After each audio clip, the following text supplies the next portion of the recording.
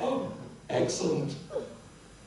I was just assuming people could hear me without that. Anyway, as I was saying, that's where it started, and there's merchandise there, and there's the fire exits.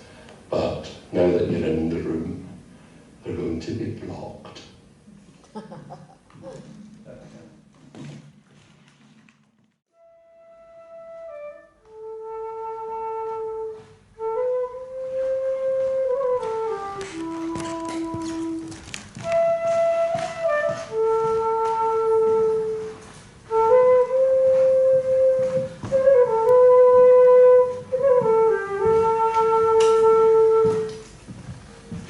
Deserted harbour stillness, every stone clarified and dormant underwater, the harbour wall a mystery of silence, fullness, stillness, laden high Atlantic, the moorings barely stirred, very slight clucking of the swell against boat boards.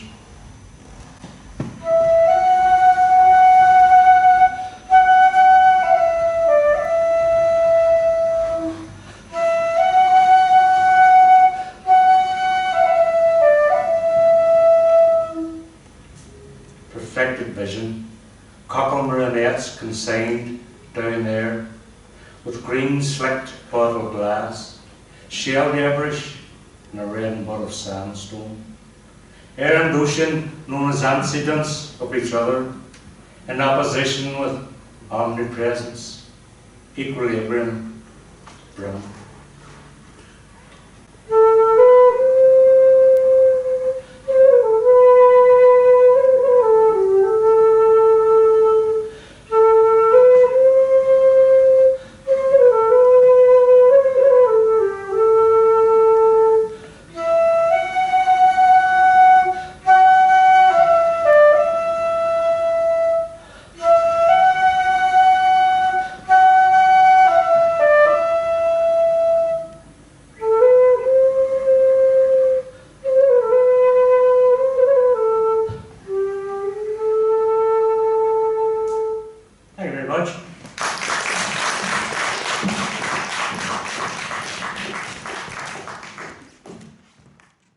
Thank you, Paul Campbell, for that beautiful rendition of Some Guinea along with the Lonesome Boatman. I don't know if you know much about Seamus Heaney, but you should. I suppose you do, he's lived here. Right? I didn't know that much about him growing up. But as I said, this night is about a variety of things. There's a bit of comedy, there's a bit of music, there's a bit of spoken word, there's a bit of a theatre piece, and I'm just sort of going to kick off with, I did refer to the merch table earlier. This is a sort of a cappella version of something that's on this wonderful Dead Thatchers album that you might want to purchase later.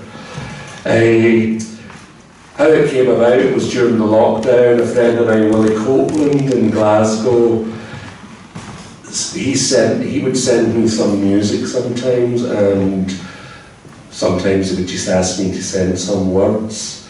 And he sent me a bit of music one time, and I couldn't think of anything for it. And then I fell asleep listening to it, and when I woke up in the morning, some of this piece was there. And it has quite a catchy refrain, I think. You can join in if you wish. In the village, we remember your response to the great strike. You might beat us, you might starve us, tell us to fuck off on our bikes against your army and your polis. We were tadpole against pike. But everything is Palestine now. Your response to give us freedom is wear your little Bantustan. But this demand in every hat, it's something you can't understand. Ignore the vote, ignore the people, but this will never be your land. Everything is Palestine now. We tried to work within the system. Referenda were preferred. Every vote in every chamber says, we will not be deterred. He can detain us, he can delay us, but we won't have our dream deferred. Everything is Palestine now. We are the surrealists. You've no even got to Dada. You tried breaking all the rungs down at the bottom of the ladder. We still rise. We'll have our freedom. Or you can have an intifada. Everything is Palestine now. We can welcome you as equals as we say ta-da to the UK. We can be the iceberg ripping chunks out of your mighty ship of state. Your fat country seats are trembling. We are your doom. We are your fate. Everything is Palestine now. We are your neighbours, sometimes noisy, sometimes viewed as a disgrace. We'll have the keys back to the house now. Thanks for minding our wee place. We can extend the hand of friendship, and we can punch you in the face. Everything is Palestine now. Our wee struggle is a struggle, but it's not just about this sod. We're peaceful, we get angry at injustice, it's in our blood. We look around, we see disaster wherever you have been abroad. Everything is Palestine now. But coming back to the wee villages where coal used to be king, where people in the pub on a Saturday might sing, there's early death, there's destruction, you have taken everything. That's why everywhere is Palestine now. Your laissez-faire approaches, your bitterness, your greed, what we thought at first was madness, is your apostolic creed. We can no longer let you rule us. You're clearly at your head. Everywhere is Palestine now. Our struggle is their struggle. Struggle everywhere. Renew everyone in every country where oppression is in view. Stand up. Get off your knees. Resist. We are many. They are few. Everywhere is Palestine now. Smear us all as anti-Semites.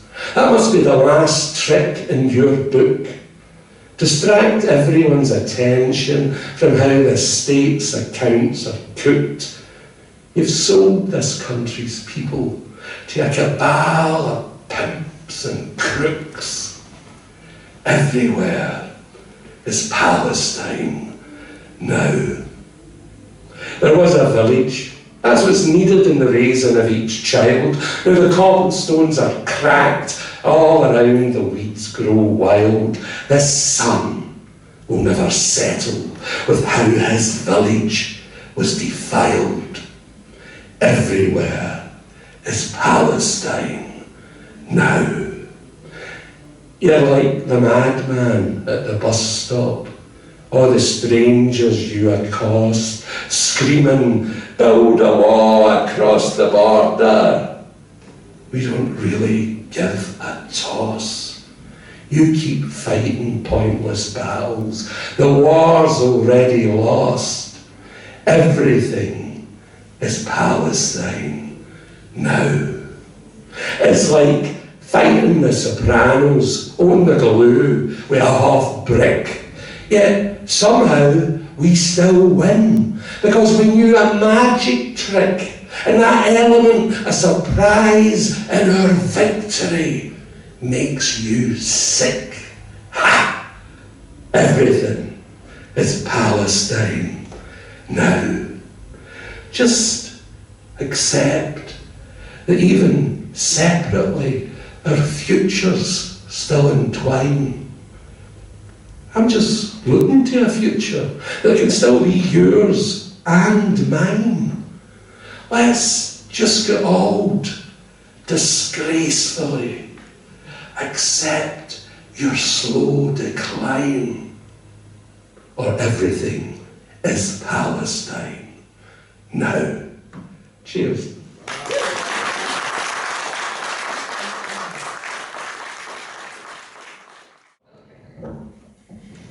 Hello, Derry. Are we all on our phones on the Wi-Fi, free Wi-Fi? I haven't had a Wi-Fi the past week. You know, it's been such a cleansing week. You know, I've read books, hoovered, looked outside, found out it's almost summer. Who knew?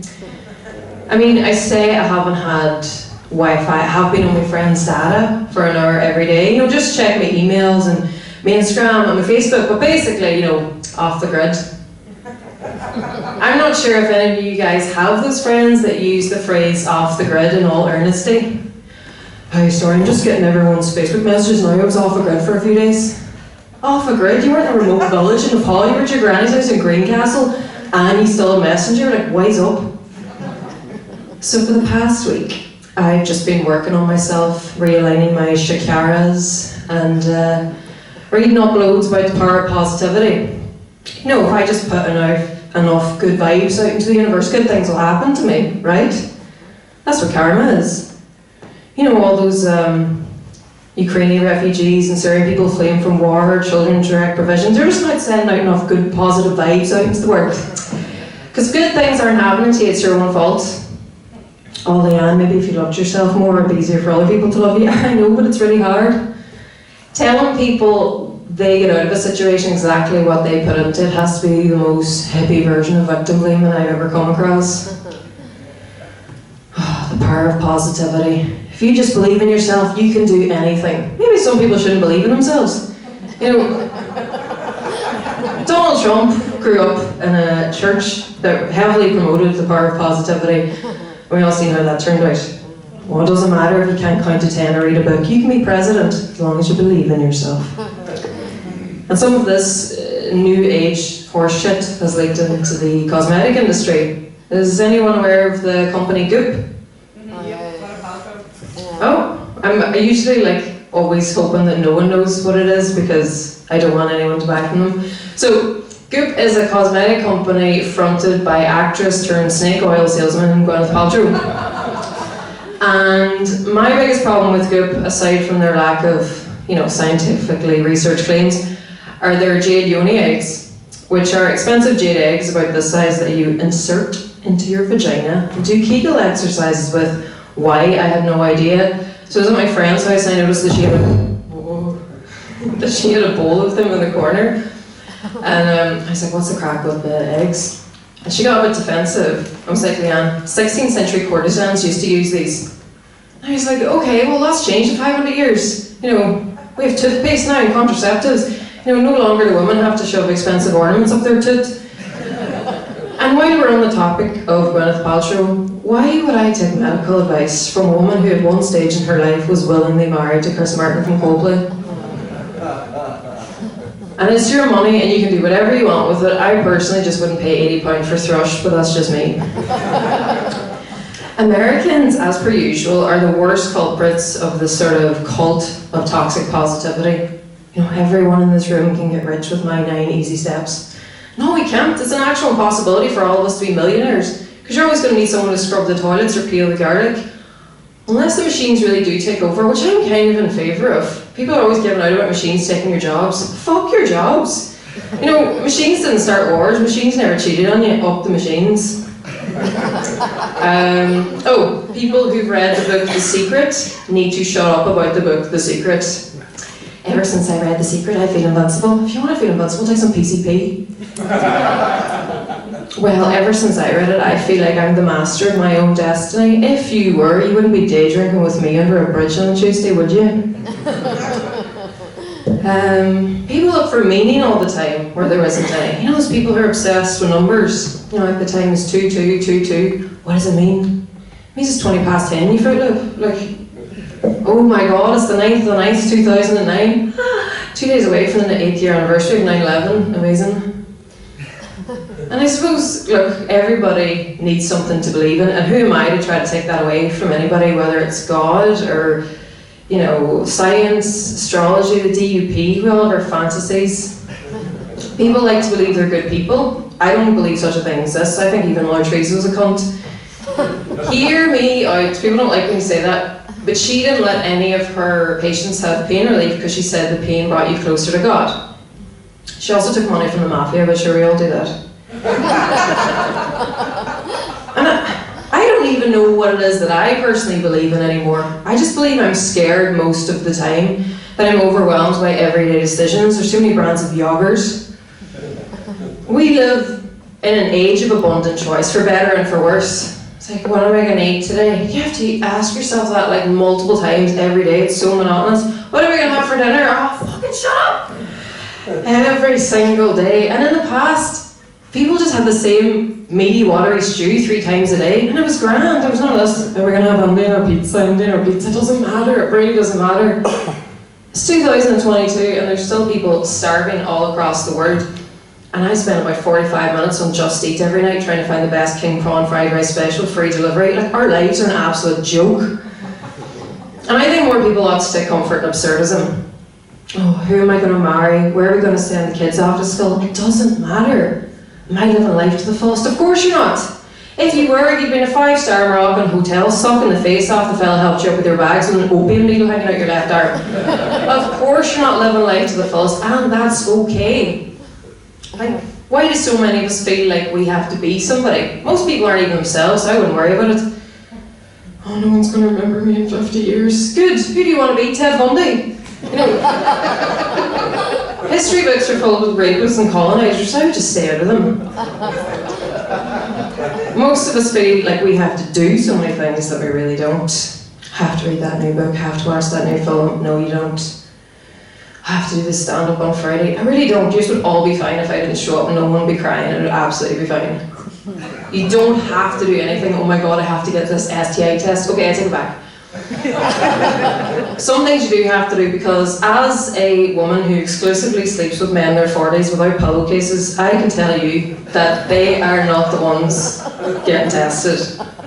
Sure, I don't have anything, why would I get tested? Alright, you've just been having unprotected sex with strangers for 2 decades. Congratulations on your magic immunised dick.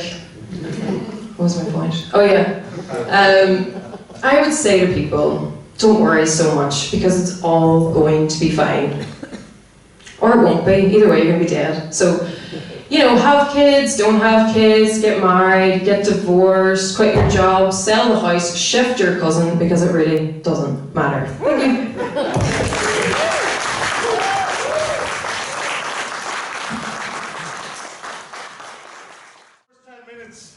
Set your alarms for 10 minutes, because we're going to stop dead on 10 minutes. So it's the first 10 minutes. We're doing this next month, and it's just kind of like a showcase performance we're doing. So in the Gasyard. So this is just, there's no bells, whistles, no lights. There's only a couple of things. I'll be picking up an imaginary record player that's supposed to be a sound cue, but there won't be. And do you know who Jane Russell is? Yes. Yeah. Yeah. A lot of these wouldn't, but she's a big movie star. Anyway, you got to remember that, because it doesn't come in. That the inciting incident doesn't happen within these 10 minutes. But anyway, it's the first 10 minutes, and the rest of it's all self-explanatory. So,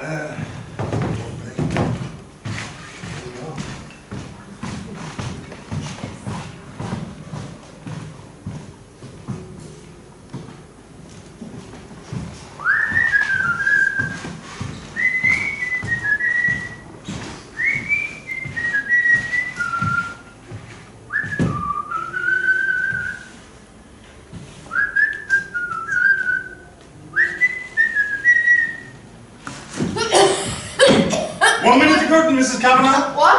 1 minute the curtain. Would you like to do a little vocal warm-up before your performance? I know, Frank. She sells. You'll be used to this, of course. Of course. In the clubs. At the clubs, all right. I used to sing in the clubs. Well, I dance mostly, but every once in a while I got to do a wee bit of singing. What's this about, Claire? Oh, it's a play. Oh, I like plays. What's it called, this play? It's called Down by the River Salia, the true fairy tale of Jane Russell and the wee Derry baby. Class, because that is a good story. And you, Mrs. Kavanagh, you're the star. Oh, very good. Well, if I'm the star, how come it's not my name in the title? Well, the powers that be deemed that Jane Russell's name was a bigger box office draw than little old Florrie Kavanagh. But it's all about you. Good. It's about time I got to tell my side of the story. You must remember this. Our kisses still are kisses. How are those golden tonsils now? It's probably got sore from the smoke and the fire last night. Strangers in the night, exchanging glances. Okay, I'm about to call first places. Where are the other actors? There are no other actors. But as the stage manager, I should be filling in all the other roles. You any good? Well, I'm here, so that's good. Where do you want to go from? This morning when I didn't wake up. We shall begin at the end. The 8th of January 1988. And where are we? My burnt out flat in London when suddenly there was a loud bang at the door.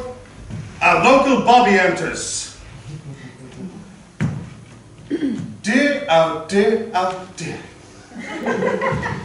Dear, oh dear, oh dear, oh dear. Dear, oh dear, oh dear. Oh, there we have it. There's the culprit, right here. This fag end. Yes. This little old lady must be having a late night smoke, watching the telly, having a few drinks, Esther Ranson, music 10, something like that. And then she nodded off. The fag fell to her feet. The flames arose. The smoke filled the room. And this poor unfortunate was dispatched to the Almighty by the inhalation of toxic fumes. Easy peasy, lemon and squeezy. The case is solved. I get to go home for my dinner. It's succulent pork chops tonight. Except what? Look at my neck. Why would I look at your neck? Look at my neck. Do I look like a neck looking at you? Have a gander at my neck. There's only one thing worse in this job than a lippy woman, and it's a lippy corpse. All right then. A fleeting glance. Do you see it? Yes, I see it. The bruises? I see the bruising, yes. Well, you know what this means. It means I won't be getting home for my dinner tonight. All right. Better conduct a thorough investigation. Right then. Name? My name is Florrie Kavanagh, but I was born Hannah Florence McDermott. So you changed your name. Why did you do that then? Why would you do that? I got married. It's a husband! It's always a husband! Case solved! Oh, the wife does a lovely applesauce. Except what? I haven't seen Michael for 10 years. When is that line of investigation thoroughly exhausted? All right, date of birth? The 1st of December 1926. That makes you 53. I'd say, Mom, you look a great deal older. I'm dead. I'm from Derry and I'm poor. Put them three together and you end up with a babe like this. Any children? 2. Okay, what's their names? Michael, Teresa and Thomas. That's 3 names. That's right. Well, is it 2 or 3 kids? It's both. How can it be both? It just does. I don't like the way this case is developing. What is it you do for a living then? What is it you do? This and that. This and that? A bit of waitressing, a dinner lady, a barmaid. But there was a time when I did a wee bit of singing and dancing in Soho. What sort of dancing? Interpreted jazz, I think they called it. Like a bit of interpretive jazz myself, know what I mean? Know what I mean? Say no more. All right then. I better go have a natter with the neighbours. See what they think. Maybe they can join the gap, dots, fill the gaps, wherever it is. Fill your boots. I think I'll have a wee smoke here. I've no smokestack. Hi, Mr. Stage Manager, you wouldn't have a cigarette on you. No, I gave up when Bogart died in 1957. That's to us all there. Look what that bastard did to me last night. Not only did he strangle the life out of me, but he smoked me smokes, drank me drink, and burnt all my favourite things. Oh, them lovely dresses. Oh, that glamour. I used to be quite glamorous, you know. Quite a sultry siren. Bit like your mom there. God, I loved her. I saw her once, you know. Like, in the flesh, Joe Stafford. In London? No, as a matter of fact, she came to see me. And now, ladies and gentlemen, from the stage of Bayswater Camp in the Springtown Camp in Salon Derry in the great city, we've sent to you the one, the only, the incomparable, Miss Joe Stafford. In 1941, on one cold, grey, miserable summer's day, America came floating up the foil to Derry. Hey kid, you want some gum? And World War II landed at our feet. How about some nylons, Doc? And the Americans came knocking at our door. Say, sugar lips, you want some chocolate? Where I grew up, the Yankee Doodle Dandies built this gigantic naval base to protect the whole of the North Atlantic from the Nazis. And the River Foyle was full of warships, and our streets were full of uniforms. And the Yanks lived in this makeshift camp in 10 huts in Springtown. Hollywood, we called it, because all them soldiers with their healthy skin and their white teeth reminded us of film stars. And in the camps, they had concerts, and real film stars came to Derry. There was like Bob Hope and Tyrone Power. Say, baby doll, what are you doing tonight? Nothing. Nothing? You want to do something? Why? Because doing something got to be better than doing nothing. No, I don't know. Hey, come on, we have a ball. Hey, what age are you anyways? 15. Ah, nuts. I'll see you later. 15 going on 16. Well, that's a different ball game altogether. Don't slam down the whole 9 yards, that is. How about we take you somewhere special? What do you say, huh? I'll have to think about it. I didn't have to think about it. We lived in a tiny wee one-bedroom flat in Pump Street. The whole family. There was me, me mummy and daddy, me granny, me 14 brothers and sisters, all crammed into a wee one-bedroom flat. It was bleak. So yes, I'll go somewhere special. Anywhere. With anybody. He was no Clark Gable, but he had a bit of the Tyrone Power about him, you know. If he squinted, like, really hard.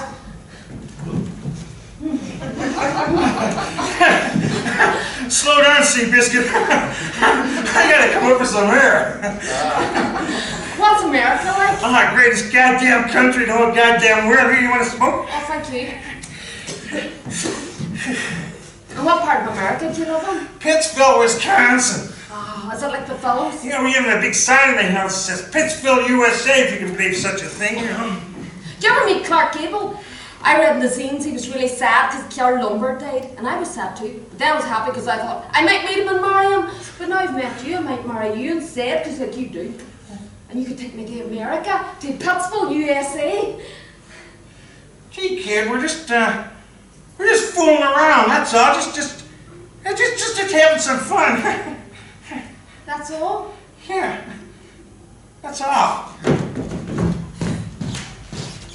They shipped out. All the Yanks did.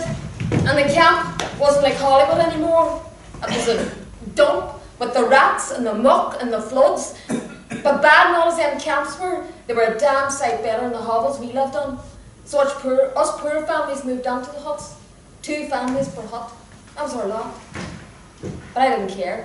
Because the Yanks might have left, but all that colour and life and vibrancy stayed with me. And once you've seen Joe Stafford in the flesh, there's only one way to go. Dream on, you're a dream boy. But Mommy... Mrs. McKay, what do you mean that bread is stale? It's as frank, it's as fresh as a Yank and shore leave. My mammy ran a wee shop out of our hut in Springtown. Hey, hand Joe there that jar of pickles. Where are you heading off to London? I'm going this evening. I'm getting the boat train at 7. Yes, Joseph, that is the price. If you don't like it, you can hoof it all the way up to Pennybarn. What's this here about you want to be a singer in London? Mommy, I'm going to sing around the clubs and get discovered. No, you're not. Why not? Because you can't sing. Granny said I can sing. It doesn't matter if you can sing or not. It doesn't matter if you can have a note in your head. People like us don't sing, not to make ends meet. Patsy, you stop prodding that butter. Now here's what you're going to do when you get to London. You're going to find a man, you're going to find a settle down with a decent job and a decent wage, and you're going to have all his wains, alright? Mommy, if I wanted to do that, I could stay here and do that. Oh, Florrie, you and your pipe dreams with your ways up. Have you ever seen a man around here? Have you? Have you read through to your father lately? Patsy, I won't tell you again. Men around here, you fuck off. They're good for fighting, fornicating, and walking their stupid fucking dogs as the women in this place. Hello themselves. That's just keeping this camp going. Mommy, I'm going to be the next Joe Stafford. Oh, Florrie, you and your pipe dreams. Gee, here, you take this thing. Oh, thank you. And that's the last you get out of me, alright? I've done my duty with you. Patsy, I can hear that butter move from here. It's fresh. That evening I got the train to the boat, and when I got off the gangplank, I was free. That's it. We'll be long.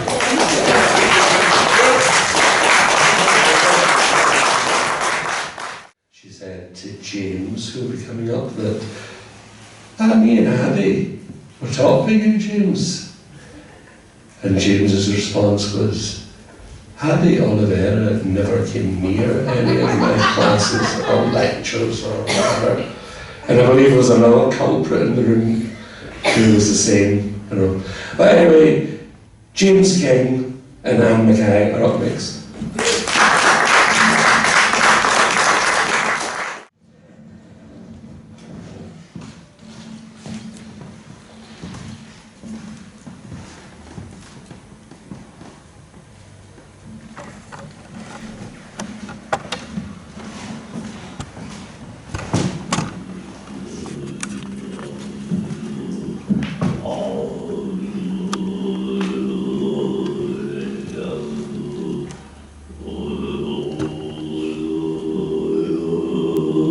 Mycelium, field mushroom, fly agaric, squamulose lichen, sphagnum moss. We live here. We live here. We live here. Grey wagtail, magpie, rock dove, pigeon, rock dove, pigeon, rock dove, pigeon, goldfinch, blue-tit, collared dove, jackdaw, sparrow, starling,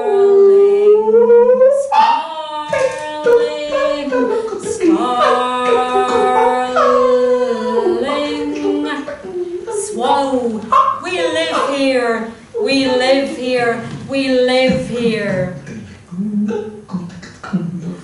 Solitary bee, carder bee, bumblebee, hoverfly, wasp. We live here. We live here. We live here.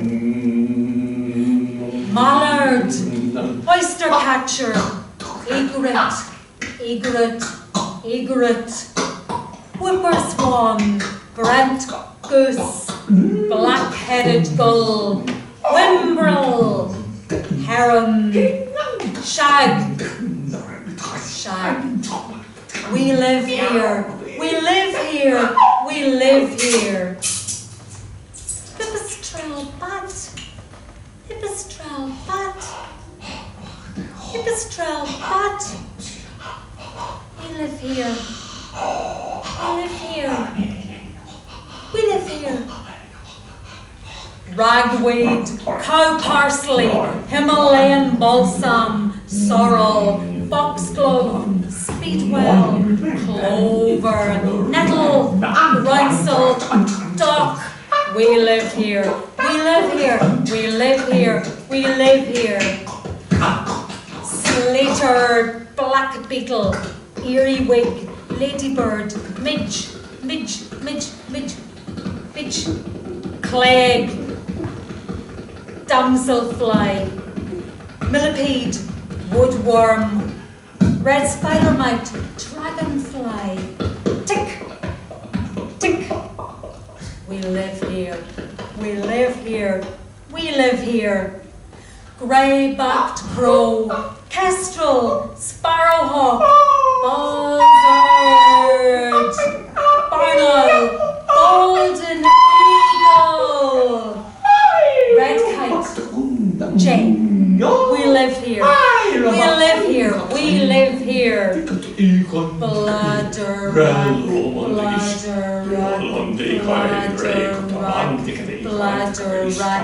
bladder rack. We live here. We live here. We live here.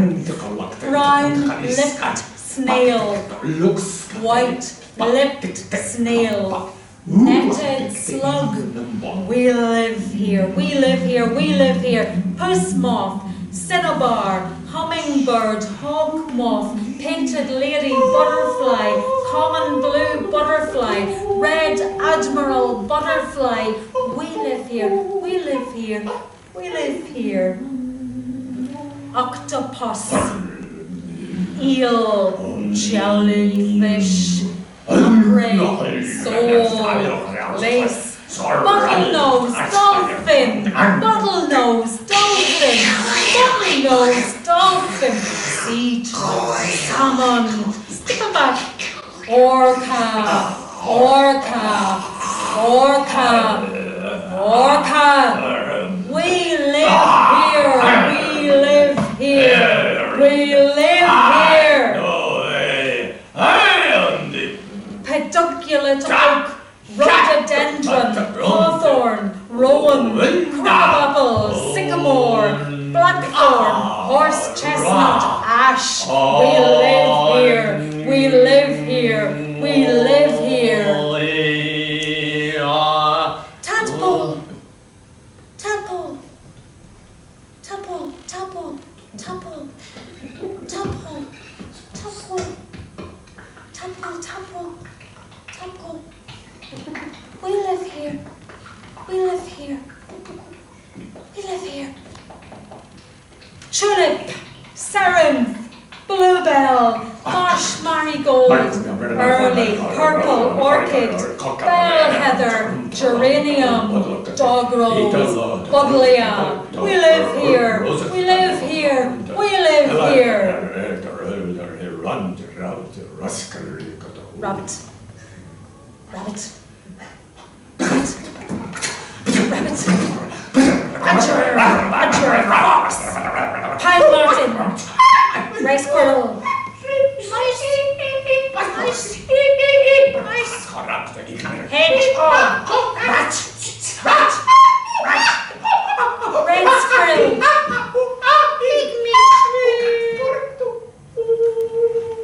We live here. We live here.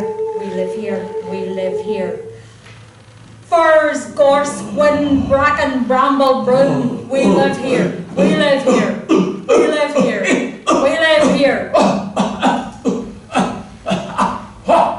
Horse mussel, arctic coyote, limpet, gigan, cockle, green scallop, sandhopper, goose, barnacle, shore crab, shore crab, shore crab, shore crab. Oyster, oyster, oyster, oyster, oyster, oyster, oyster, oyster, clam. We live here. We live here. We live here. We live here. Ivy-leaved toad flax. Ivy-leaved toad flax. Ivy-leaved toad flax. Ivy-leaved toad flax. Ivy-leaved toad flax. Ivy-leaved toad flax. Ivy-leaved toad flax. Ivy-leaved toad flax. Ivy-leaved toad flax. We live here.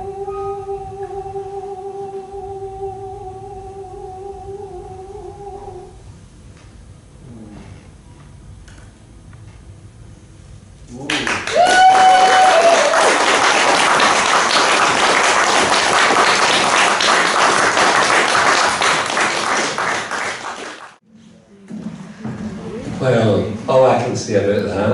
as if I had been a student of performing arts at Coleraine University. I would have been at everything that James did. I would have went to classes I wasn't allowed into. I would have been called I would have been called the Swatty kid, or his stalker. No, I know, yeah. That's terrible. You went, yes.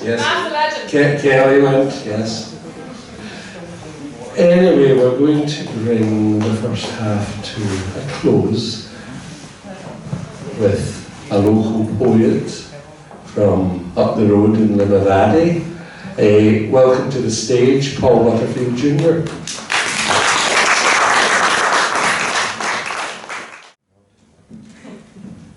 How do you do?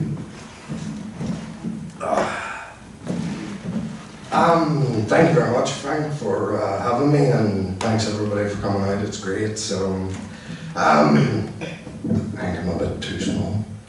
And yeah, it's great to be here. I've got a selection of pure shite for you, and I guess I hope you enjoy. This one's called Smile at Today's Sun as It Goes Down. Maybe if they knew of my hardships, they would go easier on me instead of making rumours through gossip. I know this avant-garde way of life as a so-called writer and artist isn't as normal as the forever appearing moon. But what most of them do not know is the fact that I could have had it all, that I could have been exactly like them, where I could have had the wife and the kids and the family home. I was going to ask her at 24 years of age when we were on an exotic holiday, and in time the rest of it would have followed. But we followed her guiding spirits on different paths, and I believe we are more content separated. And after a few upsetting events on this very day, I've come to a conclusion we all need. As long as you know who you are, as long as you know you have lived up to your own expectations, that is the only truth you will ever need to know here and in your exit as you smile at today's sun as it goes down. Thank you. I'll start off really shaky, my man. So, yeah, this one's called You Will Never Drown. As a writer and an artist, we're here to make people feel less shitty about the harsher sides of life and love and art and death. Like the ugliness of it all, the heartbreaks of it all, and all of the rejections and the dread of its demise. As we share inexhaustible love with them all, as a soul on this unique planet. And this is the breakthrough I've been waiting on in the dark all of my life. And now that it has been gifted to me by some higher source than I will ever know or understand, I now give it to you, so you will never drown. Thank you. Everybody's being like really funny and it's great, and then I come up here, it's like breaths and like, you know, it's just like, so, yeah, I was coming back from a gig in Belfast there a few weeks ago, and this young guy crashed behind us, and he ended up in a neighbour's like yard, but he actually came out okay. He came out with nothing but a scratch on his head, so that was quite thankful. I'm just glad the young guy's okay. So I decided to write this poem called My Last Will and Testament. So here it goes. When I go, it is optional. If you want to see me one last time, just let them burn me. When I go, I do not want a wake or even a funeral. I'm pretty sure you can find something better to do for 3 days. Just remember me for the rest of your lifetime the way you want to remember me, as I pull out a bus ticket in a busy city, realizing the power of a piece of paper like a young man surviving a car crash behind us. Thanks.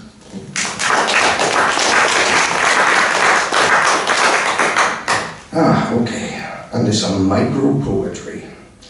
This one's called Writing is Dangerous. Writing is a dangerous act. I open a box of paper clips. I don't notice I've cut myself. I see the blood smudged on a page a minute later. I take a minute to think. Writing is as dangerous as the first time you say, I love you.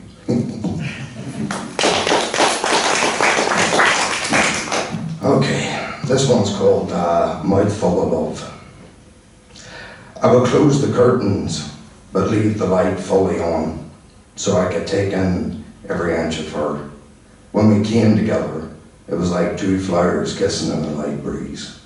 I would turn off the light, but we could never sleep because we had a mouthful of love still to speak. Oh.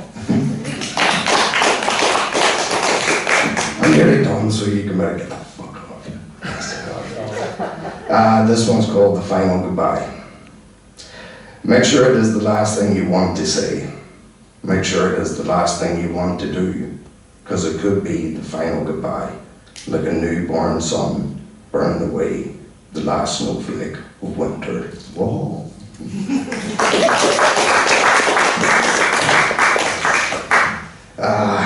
This one I randomly picked out just, I guess, to make up a bit of time. It's called You're the Greatest Poem. She is the greatest poem I could ever write, like seeing you in a bird in my front yard, then waiting till I close my front door to cry. Oh, fucking how sad. So, in saying that, I printed this wee one off. It's like 2 lines long, and I thought it was a really funny joke. It's something called The Writer, and it goes like this. I'm just pissing in the wind and hoping for the best. Thank you.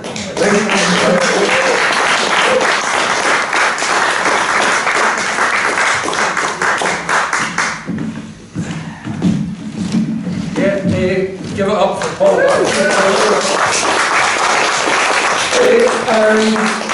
That was your first half, so have a smoke, get yourself a drink, and then come back for the second half. But before you go, give it up for Paul Campbell, Leeann, Mockingbird, and Paul Butterfield. Thank you. The second half will be coming shortly, so be back.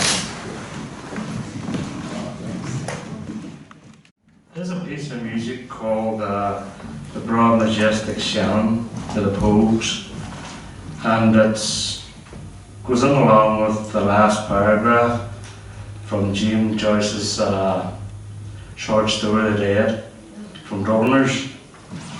Actually it's mentioned in the piece.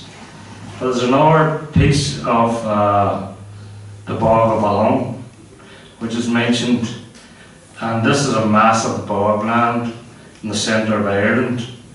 And I actually cycled through it, me and my wife, on a cycling holiday about 10 years ago. We left Longford down to Dublin along the Royal Canal and back again. It's about 90 miles each way, and we spent about a week doing it.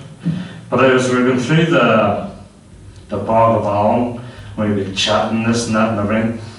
Every time I mentioned the Bog of Along, I would give it this great title.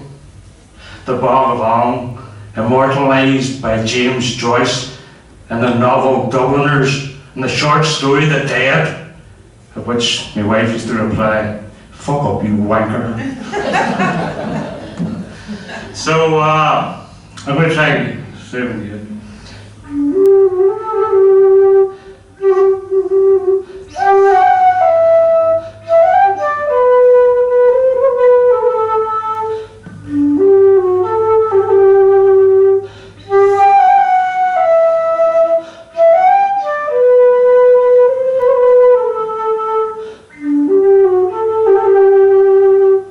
Yes, the newspapers were right.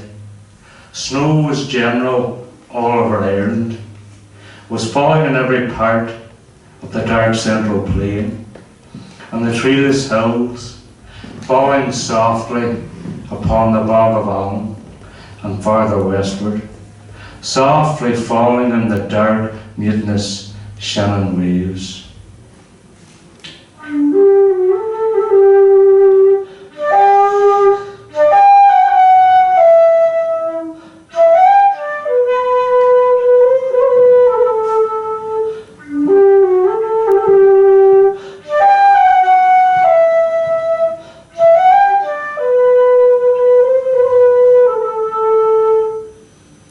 Falling to in every part of the lonely churchyard on the hill where Michael Fury lay buried, It lay thickly drifted on the crooked crosses, on the headstones, and on the spears in the little gate.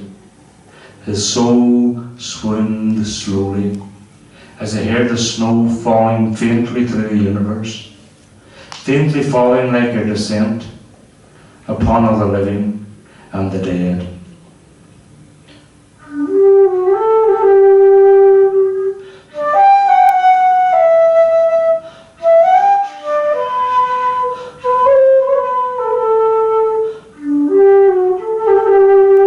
Thank you. But when I apologise, the flute has been drinking, so...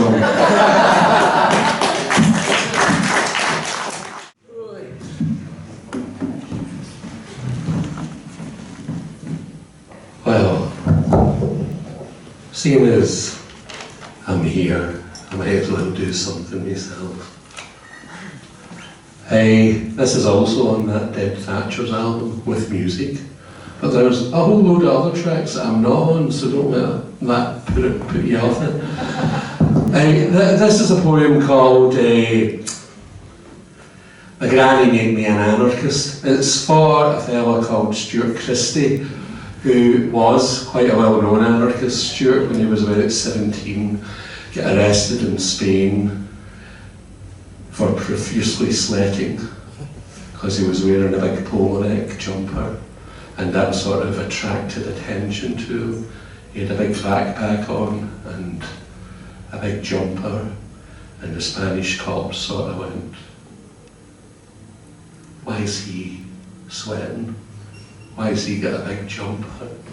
Why has he got a big backpack on?" And it turns out before he got to Spain, he'd met up with some French anarchists, and Stuart was actually on his way to blow up General Franco, as you do on your holidays. So he went to jail in Spain for a while, came out of there, got back to England where he decided to live for a while, and got swept up in another thing called the Angry Brigade trials of the 1970s. He was one of the ones not found guilty for that, and he decided sensibly that from there he'd just sort of fuck off, and he went away up and lived in Orkney for a number of years, where he enjoyed himself and set up a great book press which published a lot of anarchist publications, which some of you may or may not be familiar with. He died during COVID thing, but that wasn't what killed him. I'd written this and I actually sent it to him, and he stuck it up on his website, so he actually liked it. And then his daughter Bronwyn used it at a couple of nights that were held in his name. Anyway, like I say, it's called My Granny Made Me an Anarchist, and it's for Stuart Christie. Oh, by the way, I pinched the title from his book, which was called My Granny Made Me an Anarchist, General Franco Made Me a Terrorist. So, my granny made me an anarchist. That night when she came up with my bail, she said, "Frankie, son, always box clever. Never let them put you into their jail. Never let them know what you're thinking or that you intend their demise. When they stop you in the street, just keep smiling. Remember, a smile always starts in your eyes. Read a lot, have many friends, enjoy talking. Have a beer or 3, but never to excess. Experiment with whatever you want to. But keep in mind, more is really better than less. Have sex with whoever you want to, who takes your fancy, or you to their bed. But remember, never break any promises you've made. And keep religion well away from your head. She was just a wee woman fae Springburn, and she claimed that she didn't know very much. But when she went into the intricacies of anarcho-syndicalist thought, man, I thought she was speaking in Dutch. She said, there's a coming insurrection. We may not know when or where, but the why, that is all we can ever be sure of. That and the fact we all die. There's this world, there'll no be another. We'll no be building new homes in the stars. That's science fiction. Keep the emphasis on fiction. And politicians, they'll leave you nothing but scars. They'll try to dupe you, lie to you. Don't believe them over facts of the matter. It's all lies, no matter which party they claim they stand for. It's the same one with a view in disguise. Now, my granny never danced with Emma Goldman. She didn't drink with Bakunin, Rudy Rocker, or Lucy Parsons, but she taught me that revolt is a natural tendency of life. And a case can be well made for arson. Direct action, said my granny, is necessity. The world can be whatever all of us create, beyond degrees and control of parties and leaders. There can be no redress from the state. Government isn't there for the governed.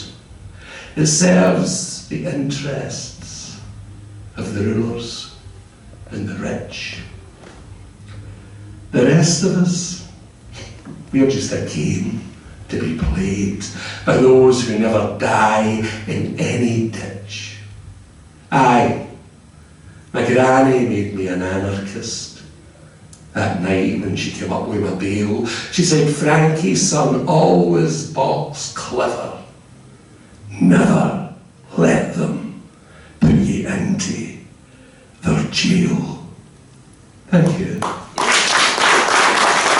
Now I would like to bring up a special guest who's come over from London. I want you to give a big hand for Ritchie Beacham-Paterson.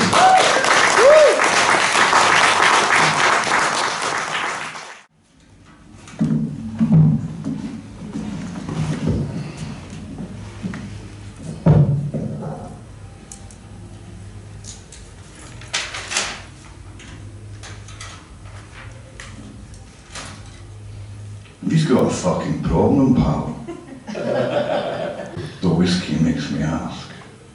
The half Englishman inside of me who just put ice into his glass. You ken your fucking problem. You're only half a man. Half of you from Aberdeen Angus. Well, the other half's from Ham. The barman casts a nervous glance to us in the back bar mirror, while the storm of broken happy hours pours down upon us saints and sinners. By closing time, we're brawling, our fists now fueled by thirst. The English me grabs the front of our short, while my Scottish half swings first. You'd want a fucking piece of me, you're a D-man, you fucking ken, as his fist lands against the side of our head, then recoils to punch again. But my English half regains his nerve and ducks encounters fast. Yeah, come on, Jock, that's the best you got. You want to fucking dance? The fists are flying fast and wild. Fight, fight, the pub crowd bellow. A good old traditional bar fight, but bizarrely between just one fellow.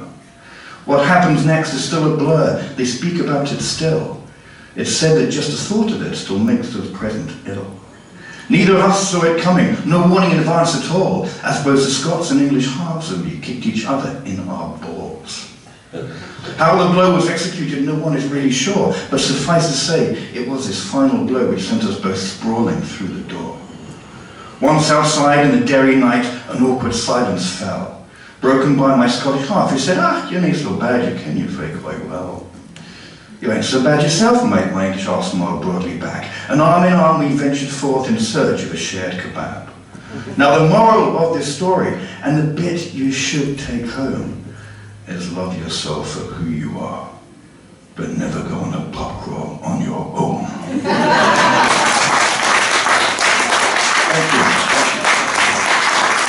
Thank you, Davidson.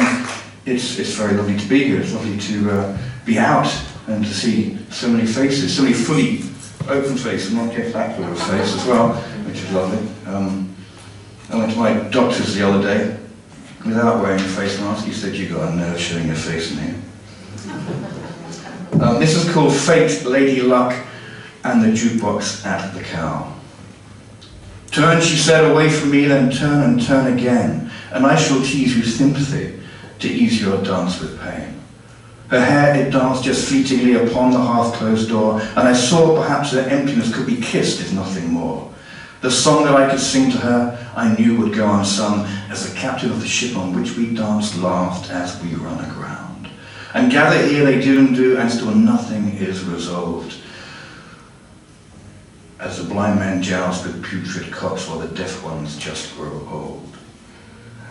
And after all the speeches, I'll stand here just the same, and I'll remain the only friend to you, but the one who's known and rarely named. The oysters cry a silent scream as they feel the barman's knife to be washed away upon a Guinness tied down the gullet of his wife. And Lady Luck, she flips a penny and could twist a weak man's soul, but having never had that penny, heads and tails meant the same goal. The times when she was good to me, I knew there was a price. The Lady Luck is a cruel mistress, whose lips will rarely kiss you twice. But fate, she is a different beast, who's ancient and a child, vicious when she wants to be, yet prepared to wait a while. And while I wait and long for you, fate asks me for a dance. And I tell her that I'm taken, that she doesn't stand a chance. But fate, she takes herself a drink, albeit from my glance, as the jukebox wakes up as if on cue, and plays a song to make us dance.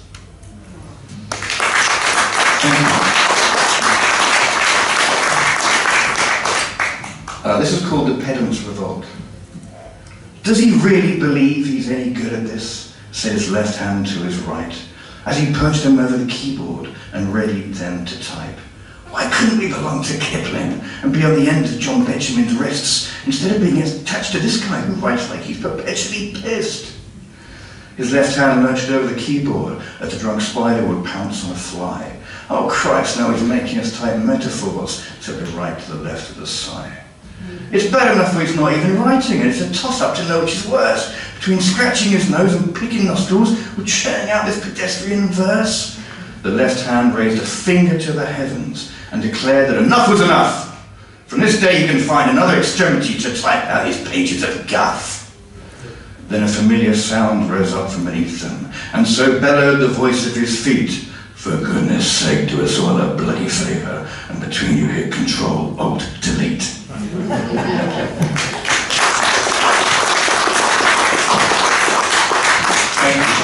very much. This is a little preface to this next piece, which is a bit of something I wrote sort of on the way here. There's a bit of background to this very new poem that I wrote only the day before yesterday.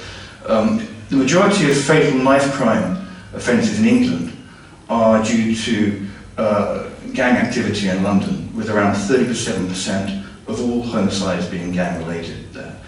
Knife crime there continues to rise in conjunction with gang membership. The increase in such gangs has been linked specifically to a lack of opportunities, unemployment, lower levels of education, social housing, and the challenges posed in balancing the demands such as parenting and employment in single-parent families. This is about an example of that. Surgical steel and street light dance suddenly and unexpectedly together like drunken guests at the wrong wedding. Flightless chicken wings fall from a greasy styrofoam box onto grey, sullen South London paving like deep-fried grisly tears. All I hear as I too in that floor is silence. I don't feel a thing, numb to pain and much more. I know what's happening, it feels strangely familiar, like it's always been happening, only this time I'm nearer. I hear someone screaming, or maybe they're laughing. I feel detached or removed. Someone stop that dog barking. There's a crowd that I'm in, but they're standing above me, or strangers you filming us like guests at their party. Can I have one more dance? You know I love dancing. If I believed in your gods, would I hear them now asking? I see blue lights like bullfights or charging towards me. Why now this attention, when so far life just ignored me?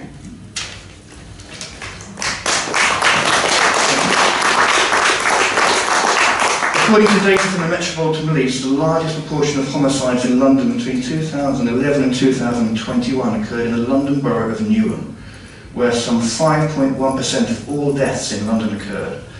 Last year, the Metropolitan Police's command unit for the London borough of Newham referred each month up to 1,000 children at high risk of becoming gang members to the local authorities.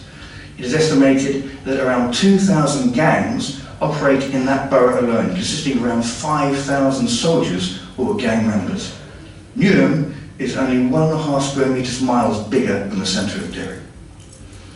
Meanwhile, the government continues to parrot its pledges to tackle knife crime and the causes of knife crime, at the same time as the Department of Education announces plans to refuse student loans to any child with pure A-level and BTEC grades under a certain threshold, meaning that such students could only take up a place at university if in a position to finance it themselves.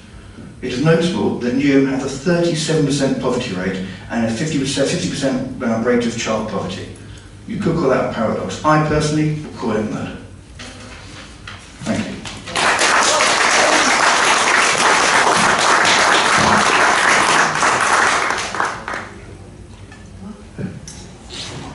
You said that was gin. This is called Love's Last Disciple. Tie tight around my wrists like an adjustable bangle. Dry hard my heart using words as your mangle. Blur all my vision like the wrong strength of prescription. Make my body ache like withdrawal from addiction. Drain my glass for me like a drunk at a party. Unplug my hard drive, then fail to restart me. Strip me from your walls like a failed home improvement. Blindfold me in your battlefield, in your minefield, like love's own terrorist movement. Place my finger on your trigger, then tell me to pull it. Then show me the chamber from which you've removed all my bullets. Fasten my seatbelt and say so we may live. Then slam your foot on the floor and drive us over your cliff. Crucify me at dawn, like love's last disciple. Then please do it again and again in an ungodly cycle.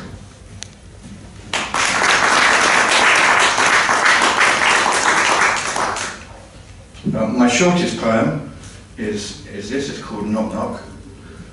Knock Knock! Who's there? It's a joke! Fuck off. This is called Winter's End. This is my last one. It was March when the sunlight woke me. The winter had been long. Our worlds were stirring from the sleep. The snow was now long gone. I tossed the sheet away from me, as in my mind I pulled you close. Just a naked man, alone each dawn, reaching for his ghosts. My boots were stiff from lack of love. The winter had been cruel. And as I pulled them on, I thought I heard you whisper to this fool. In the house of many windows, the pleasures are but few, where the lucky ones amongst us are the ones without a view. It's true that you can carve your fate, choose on which ship you may sail, just as many a man has been crucified by his own hammer and his own nails. And the begging man looked up to me, pray tell, where did we fail? And as I tossed my cup onto his coin, a plaintive cry of sirens wailed. A simple smile meant with honesty is a prize too rarely sought. In the classroom of TV apprenticeship, you will rarely find it taught. And on the blackboard of our ignorance, you can write 1,000 times for sure of all the things you thought you knew before they confiscated more. I rode for 6 long days and nights in the hope you'd still be there, numb to tiredness in the heat of the day, immune to the cold night air. And when I reached that distant place, I knew I'd been there before. And among dim light and dancing shadows, I found your note pinned to the door. I cleared a space upon the ground, sleep pulled me deep within her fast, and showed me many visions of my futures and my past. Oh, time, you have deserted me, I owe you for your crimes. And time, she lingered just long enough to raise the timeliest of smiles. Yay. And before we go to the next person, I want you to keep applauding because a member of our audience, Oliveira, she had a story on Radio 4 last week, which last Friday afternoon, the 13th, Friday the 13th, yeah. And so it's not always unlucky. Anyway, she did, it was great. You can still listen to it on BBC Sounds, so make sure you do, because it's just a wonderful example of the wonderful work by a wonderful artist and a wonderful person, and I'm just going to keep saying wonderful for a while. Okay, next up is local wit, raconteur and comedy god. Is that a good enough build-up? Okay, Peter E. Davidson. Hello, yes, just put the rosé down here, because I'm classy. Hello, I'm Peter E. Davidson, yeah, that's my actual name. Protestant sounding name, Catholic looking bank balance, that's me. My full name, folks, here's a little twist. My name is Peter E. Davidson. There's a wee twist in that I'm a Catholic from Derry. Right, because I have the most Protestant sounding name of anyone I know. To give it the full thing, my full name is Peter Ernest Philip John Davidson. Which only sounds right if it's followed by the phrase of the 5th Battalion. Yeah. Basically, growing up in Derry in the 80s, I think my parents were going, we'll either die or we'll get cross-community funding. Either one's fine. So it's great to be here. It's great to be here, particularly because I am just getting over COVID. I had it a few weeks ago. It was kind of rough. Anybody here just getting over COVID? Anybody here got COVID? You have to check. Sorry. Yeah, you have to check. I got it. It wasn't the greatest thing, I have to say. When you get COVID, I think my main issue with me getting COVID is I got it when it wasn't cool anymore. I got the Lord of the Rings version of COVID, where when I got it, everyone's going, is that still going on? Is that still? Why won't it end? I got that version of COVID, and because you remember in 2021, people got COVID. If you got COVID, you get like WhatsApp messages every hour going, how are people? Are they doing well? Are they okay? We're lighting the candle. We're lighting every candle. Any candle, Yankee candles. We're gonna light those Gwyneth Paltrow candles that smell like a doot. We're gonna light those. Everything, right? But you get now in 2022, you get COVID, people just throw strepsils in your head and say, stop your fucking whining. It just wasn't cool, man. It wasn't cool. I got it. It was like, but I should be used to that. I always get stuff when it's not fashionable anymore. That's the way I've always been throughout my life. I'm the sort of person who went, oh, I got a Nintendo Wii when the latest PlayStation came out. I got the Nintendo Wii version of COVID. That's what I have. I know, but I said I grew up in Derry in the 80s. I grew up in Rosemount, and we just shared stuff. People were the hand-me-down generation. That was the way. There's nothing to be ashamed about. For that, every clothes thing I got was because some family member had tried it out before, and then when they were finished with it, I got it. Which was a bit awkward because I had 3 sisters and no brothers. I'm not ashamed of that or anything like that, because I had some lovely communion dresses. They were really beautiful. But if you haven't got COVID yet, I just want to say it's a message of hope there for you is just take your time. Just wait for the right time for you to have COVID. Wait till you find that right person who will give you COVID, okay? Nobody wants to go home and go, oh, I got COVID from a stranger and I don't even remember their name. You want to share, you want to save that special moment. I didn't want to be that person who woke up with COVID and going, oh, who gave me it? I don't know. I was out all last night and there was a whole table of them and 3 of them were my cousins, so I really don't want to remember that. You will have a special moment when you get COVID, so save yourself for that. Yeah. That bit's called new material. It's true. I even joking there, just even slightly about virginity and stuff like that. I'm not allowed to. I try and do rude jokes or try and be a bit edgy, and I tried doing some sex jokes before, and I had people come up to me after and goes, Pete, we just don't want to picture you having sex. And that was my wife, so that was really awkward. Because apparently I give off a priestly vibe. I didn't know about this. Apparently I give off, hello there. I don't know what it could be, folks. I give off a priestly vibe. I'm an actor as well, and I do a lot of plays in Derry, and I have this thing where 4 plays in a row I got cast as a priest. 4 plays, either a priest or a monk. There is some variation. I am multi-talented. I went to Coleraine, so right. So multi-talented, but either a priest or a monk. And there was one play in particular which the big reveal was at the end of the first break, where my character turned out to be a priest, and nobody knew in advance. But I'd take off my scarf, and there was the dog collar, and then everyone go, lights down. Very dramatic. I mean, you know, you guys know, right? Okay, very powerful stuff, right? Every single night after that play, I had a bunch of old ladies waddle up to me and go, "Hi, wee boy, come here. Hi. See, before you said you were a priest, I knew you were a priest, because you have priest face."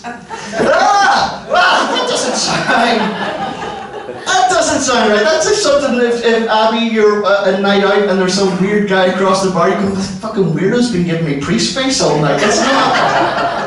It's not a compliment. It's not a compliment. I don't know where I get the whole, you know, sort of Jesus-y thing, priest thing from. Like, I know, like when I turned 33, the first thing my dad said to me, we were sitting chatting, it was just like a lovely day, and he looked up and he saw the clock go up to midnight. And it was my 33rd birthday, and he looked down at me, and the first thing he said wasn't like, "Oh, happy birthday, I'm so proud, you know, you're my son, come here." What? I don't know, maybe. It depends how many rosés I've had. Right, okay, but he said it went to midnight, and he just looked at me and went, "Ah, you're the same age Jesus was when he died." I know, like, there are some similarities between me and Jesus. Obviously, we both have the same beard, and obviously both our mothers were virgins, but that's kind of as far as I kind of thought it went. But what I would like to end my set tonight, folks, is by getting a little bit holy with you, if that's okay. I would like to create the mass atmosphere here, if that's okay. Because what I would like to do, if I could get you all, please, just to stand up, please, if I could get you all to stand up.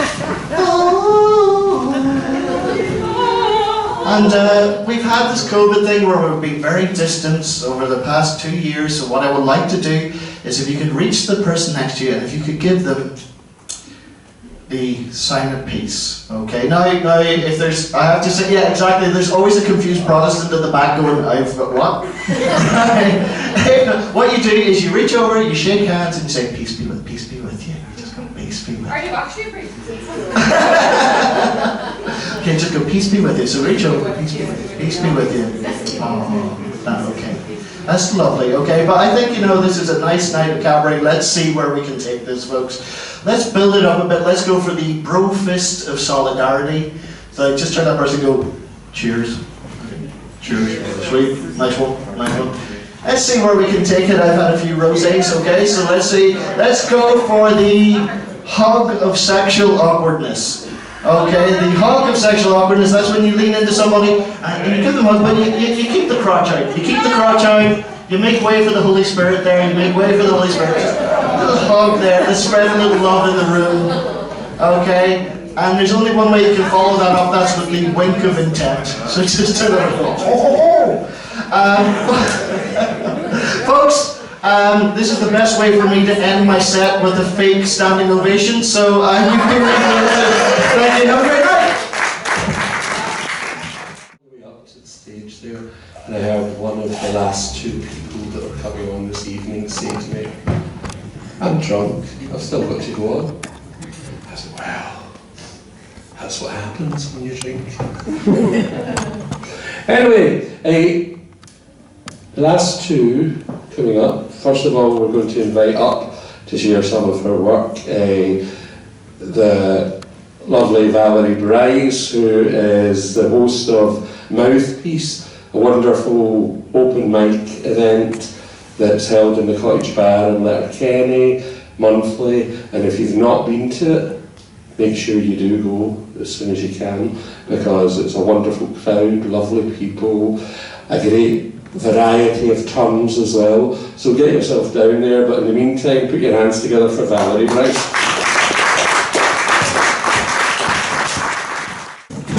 Let's call her Karen, this friend of a friend, who was asked on a date, so she booked to attend a waxing appointment at her local beautician's. And putting aside all her former suspicions that beauty through pain is a patriarchal con, for she hadn't had sex in 6 years, so, you know, bring it on. Off to a place on the main street she went. A bell tinkled over the door, which was meant to announce her arrival, but it needn't have done, for a girl with giant eyelashes had already begun to ask Karen her name, before scrolling her finger down the list of appointments and stopping to linger at the specific treatment, then announcing to all, "You're just having a wee wax, Karen. Take a seat, you'll be called." Now, for those of you here who haven't been to a salon, there's a weird righteous air makes you feel like a pawn in a game of chess beauty where all clients are lowly and in need of being fixed, so they cast their eyes slowly over pages and pages of beauty magazines, provided for convenient comparison between what you see in the mirror and how you really should look. But Karen was savvy, for she brought a book. And every few minutes a new client emerged, all plucked, steam-dyed, rub-lasered or purged of their own deathly white Celtic freckled complexion. Not so much spray tan as a cultural rejection, a sticky mahogany layer in their skin they explain having got for their going to your wedding. Moments later, an absolute goddess appeared. Nods over at Karen, says, "I'll take you down here." And the corridor's pink walls and pristine white tiles is a vortex down which many girls go to dye their eyebrows or lashes or get their nails done. It was all new to Karen. Might even be fun. "My name is Michelle. You're here for a wax?" said the goddess rhetorically. "Come in and relax." And the heat that hit Karen felt like 40 degrees, and the smell of the fumes of oils, citrus, bergamot and tea tree, with a soundtrack of panpipes being played on CD. "I'll leave you for a minute. Put up your clothes on the chair, pop up on the bed. There's a towel over there." You could tell that Michelle was a consummate pro by the way that she spatulaed wax like Van Gogh, applied paint to a canvas. Well, she did that with skin. A paper strip followed. "Now take a breath in, and on the exhale, I'm going to pull." Karen closed her eyes once she had her lungs full. Then a and a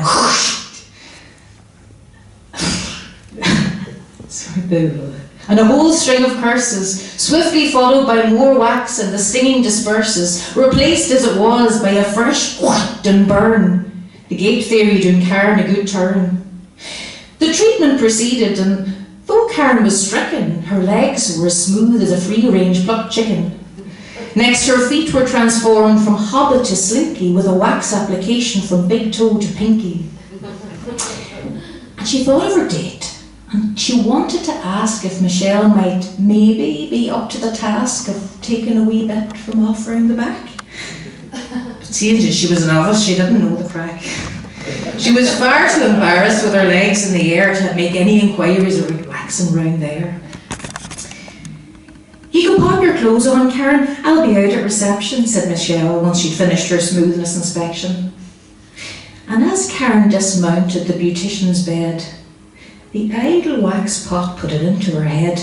There was nothing to stop her completing her session without fear of embarrassment, shame or confession. She took hold of the spatula, applied a thick line on one side of the place where the sun doesn't shine.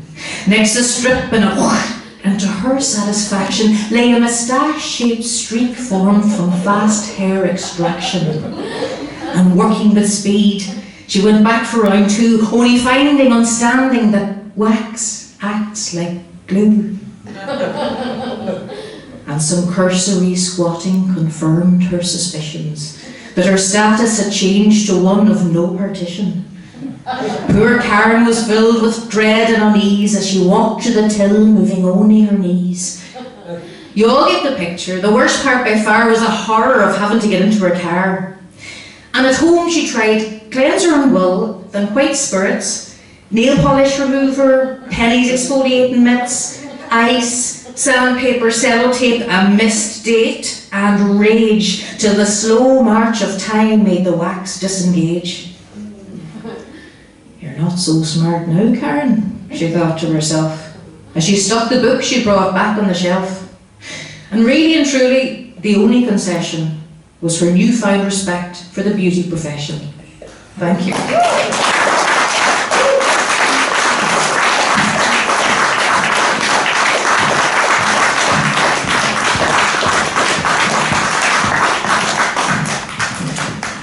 That was brilliant. Keep it going.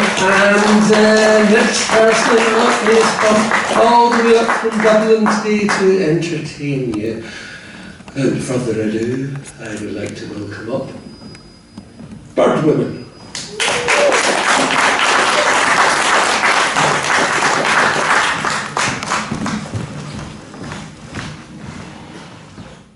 Move a lot and I'm not aware of how much I move. So this is an experiment already. I don't actually need the guitar for this first bit, but I'm holding it because I've nowhere else to put it, and I'll probably drop it and then it'll make that really annoying noise that everybody goes, ah! I want to start tonight with a little bit of an experiment which frightens the absolute fucking tits off me. But it's something I have been doing a lot of in the lockdown, like a big weirdo. And then like realising, actually I really enjoy doing this and I really want to pluck up the courage to do it in public. And so I'm going to do a little bit of freestyle poetry. But I really want your guys, one, to have my back if I fall flat on my face. Two, I want you guys to give me some ideas. I'm not going with the first one, I'm going to go with the one that I really like. So any ideas of something, because basically the way that I operate is if you give me a starting off point, I can move from there. But if I was to just start on my own, I'd be real, and the car, and far, and it would be awkward, and then we would all leave suddenly. So does anybody have any ideas about something to start me off? Parrots with wings of flames. Okay. You're a plant. Actually, she is one of my best friends, and our brains. No, not a plant. Oh, actually, all the time when you're pissed. a plant. So now, do you think that I have a whole rehearsed poem about parrots and flames? Really? I can assure you, I do not. And I have no idea of what I do at home will actually show up here in this moment. But you only live fucking once, like, you know. Parrots with wings of flames, rearranging the membranes in my brains. And I remembered this one time in Spain when I fell into a pool and I thought I was really cool because I pretended to be dead, but then people were like, holy fucking shit, Kelly, it's really not funny to pretend to be dead. Like, we actually thought you were dead. Oh, I was just looking for a bit of attention. Yeah, you want attention? You want attention? Go to a therapist.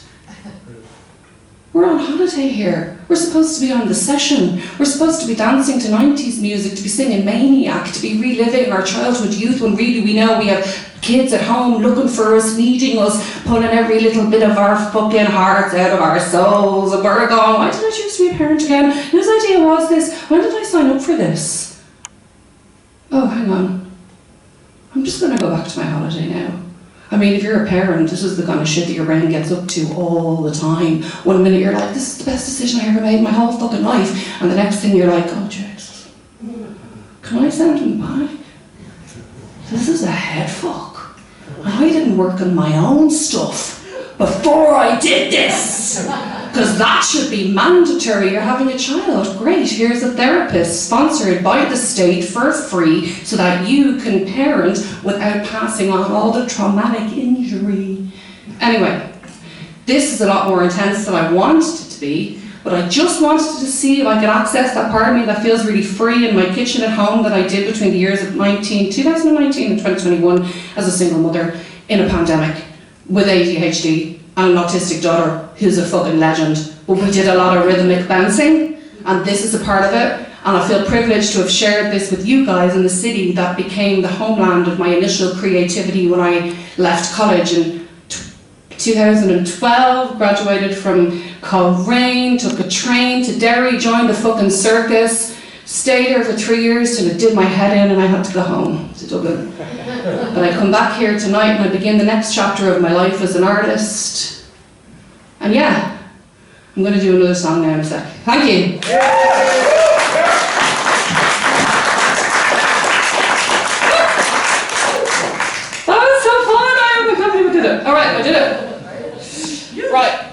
song I'm going to do is basically everything I did in COVID in one song. As in pair. You heard the prelude to who I am and my life, so you can imagine what was going on. But first, I just want to do a quick vocal warm-up, which is another thing that I do is like I spend entire days doing like musicals in my house. And my daughter, she's 12, she's like, "You're so embarrassing." And I'm like, "You love it, it's so fun." And she's like, "You're so embarrassing." But so this was one song in a musical about body image stuff. This is about 4 lines, but it's just to vocal warm up so I can actually sing a song. And it went, I'm single people in lockdown. Oh, it was so weird, will I ever get ridden again? In Dublin we say get the ride. I'm aware that I'm speaking really fast, but I can't help it because I'm nervous and tipsy. But I had this thought, it was like I found all these notes on my phone, it was like best lockdown thoughts. And this was one of them. And I turned it into a song from a musical. Veneers, the musical. Do I need veneers to be loved? Do I need veneers to be loved? Somebody come and hold me, 'cause my head is telling me weird things like you need veneers to be loved. Right, that was my vocal warm-up. It's a whole musical about the shit that goes on in your head when you spend too long scrolling on Instagram feeds. You're like, if I don't get veneers, am I going to be single forever? What is the story with the fucking white teeth, lads? Where are they coming from and how can everybody afford them? Or is it filters? What's happening? Like whenever I see somebody with a nice normal set of like, you know, slightly off-white teeth, I'm like, thank God, I fit in. So this song is called The Ballad of COVID, and I've only performed it once in public, and it's just what I was doing. I did nod the old positive psychology vibe going on over there. It was a great little set earlier. I'm in recovery from positive psychology. Alright. I forgot this is a marathon. Okay, I'm going to take a quick drink of water, and I do need a little bit of audience participation at the end, and just so you know, I can't really see anybody up here, it's mad. I think we're all... Is everybody okay? Yeah! Is that guy actually a priest? Because you really do have priest vibes. Like, you should dress as a priest for your set.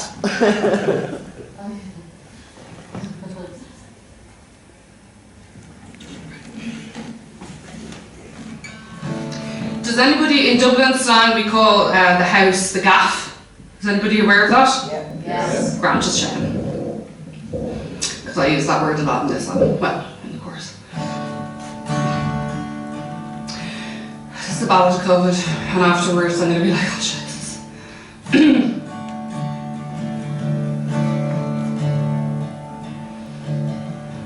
I've taken my foot off the gas. I'm doing jazz hands in my steering wheel. The car's in neutral outside the gaff, 'cause 2020's gone COVID-19, yeah. I said, hey universe, you the boss now? She said, why don't you pick up your guitar and write a little song about the lockdown, lockdown, yeah. I've taken my foot off the gas. I'm doing jazz hands in my steering wheel. I'm a mistress of surrender. I don't know where I'm going, but I know now how I want to feel. And it was something that Deepak Chopra said about the law of least resistance that made me set aside some time for a quite deliberate existential crisis. You see, I've had time to ask some really hard questions, and I've had time to wait for the answers and directions from the heavens or wherever. I've had time to assimilate. And I've had time to learn about a little thing called boundaries and all the ways that I just keep giving away my energy. And I've had time to coin the phrase, get the fuck out of my biofield, yeah, yeah. I've taken my foot off the gas. I'm doing jazz hands in my steering wheel. The car's in neutral outside the gaff. 2020's gone COVID-19, yeah. I said, hey, universe, you're the boss now. She said, why don't you pick up your guitar and write a little song about the lockdown, yeah. I've taken my foot off the gas. I'm doing jazz hands in my steering wheel. I'm a mistress of surrender. I don't know where I'm going, but I know how I wanna feel. I'm gonna turn down my radio. I'm gonna ration my intake of mass media news stories. I'm gonna listen to reruns of Oprah Super Soul. Some days I'm gonna make some collages. I'm gonna sniff the top of my daughter's head while she's beached upon me like a walrus on the couch. No, it's not exactly comfortable, but I'm aware that it's a really special moment, yeah. And she turns to me and she says, Mom, are you crying again? I'm watching Annie and it's like PMT. And I'm like, darling, it's just the two of us in lockdown here. Can you just stop fucking judging me? Because I have nowhere to put this frustration. And this is my like Eddie Vedder from the major motion picture Into the Wild soundtrack. I'm just a bleeding heart. I'm just a bleeding heart. I feel everything so intensely. She's looking at me like she's just taking that bleeding heart thing literally because there's a whole lot of neurodiversity in my house and it's fucking deadly. And she says, Mom, you okay? And I say, I used to think it was a problem, now I think it's part of everything that's fucking great about me, darling. That didn't take effort though. Here's what I'm doing, I said, I'm digging into my foundations. I'm digging into my foundations. I'm learning how to do my dishes and clean my house in a more present and less ADHD way. I told my friend Eve that the lockdown for me was like one long session of exposure therapy. Go where I know how to hide from me. I'm taking my foot off the gas and I'm assimilating my behavior. No more shame, no more blame, no more unnecessary pain. I'm learning to breathe again, yeah. I'm taking my foot off the gas and I'm gonna finish this song really soon so I can run down to my room and do my new favorite thing, which is lie in my bed in a starfruit shape and howl at the motherfucking moon. Woo! And if I hear anyone here say they can't wait to get back to normal, I'm going to feel really sorry for the fact that you learned nothing from the lockdown and I'll consider deleting across all platforms. Not that any of that shit really fucking matters. But all I know is what I want, and I hope I'm not alone in this. And there's a few solid curse words approaching, but every one of them is necessary. And if you wouldn't mind, repeat after me. I wanna be a better motherfucking little dirty gorgeous human. I wanna be a better motherfucking little dirty gorgeous human. I wanna be a better motherfucking little dirty gorgeous human. Being. Any harmonies, guys? Is there a harmony or two? I wanna be a better motherfucking little dirty gorgeous human. I wanna be a better motherfucking little dirty gorgeous human. I wanna be a better motherfucking little dirty gorgeous human. Being. One more acapella just to scare the shit out of you. I wanna be a better motherfucking little dirty gorgeous human. I wanna be a better motherfucking little dirty gorgeous human. I wanna be a better motherfucking little dirty gorgeous human. Being. Thank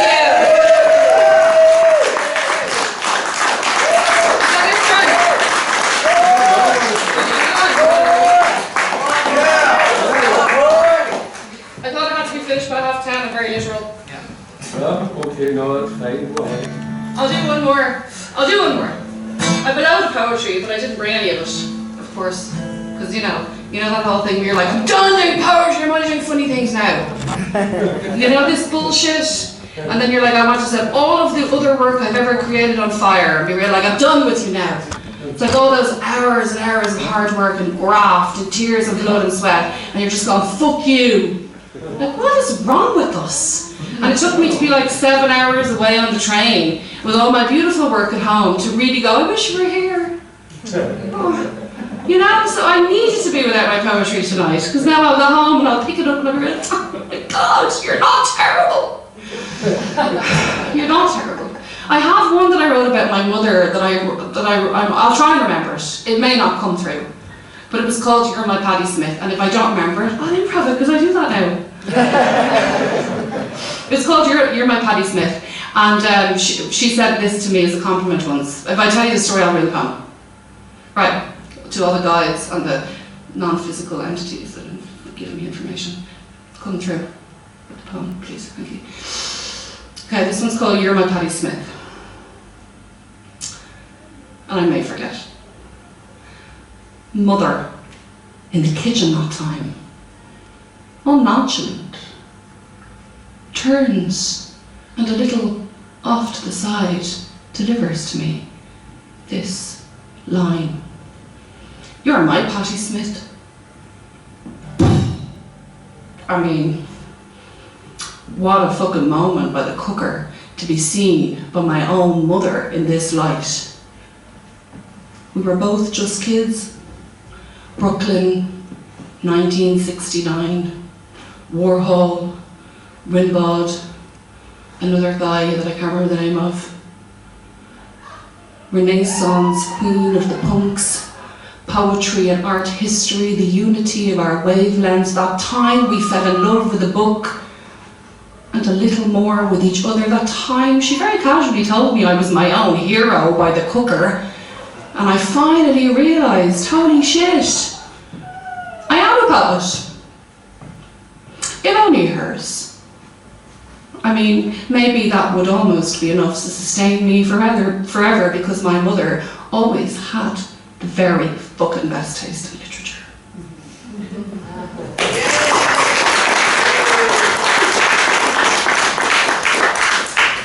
Alright, I'll just do one more, Frank. They're all okay, well, do the room. 3 girls in a room. No, not doing that. Only of you join me. Oh, you Yeah, join. Oh my God! Okay, we'll save that. Okay, no, we'll do it right now. No, we're doing it right now. Right, me and Abby were at college together up the road in Coleraine. And basically, when me and Abby hang out, we literally like, she'll meet me off the bus or whatever, and within about 12 minutes, we'll be like, and we're just like improvising. And I said to her tonight, will you get up? Yeah. You know, and improv with me, and she was like, no. Yeah. But now, she's just invited herself up. I think she just, did anybody else hear Abby invite herself?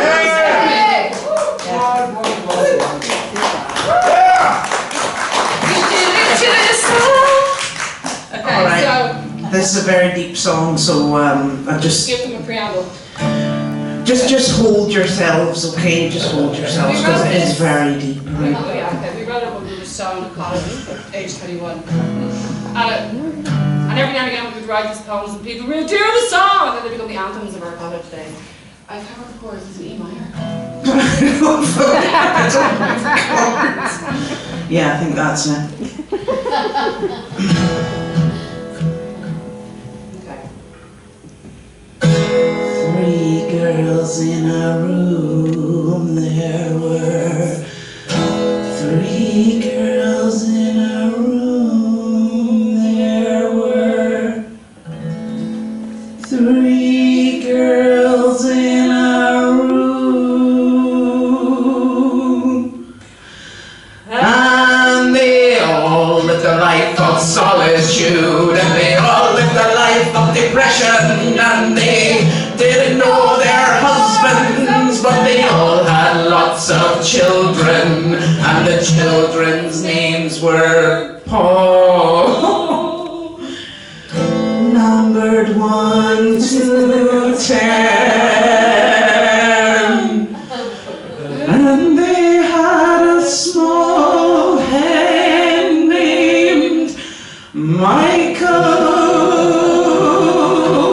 And Michael took over the farm and he stole all their identities, and he took them to the beach, and he made them all build sandcastles.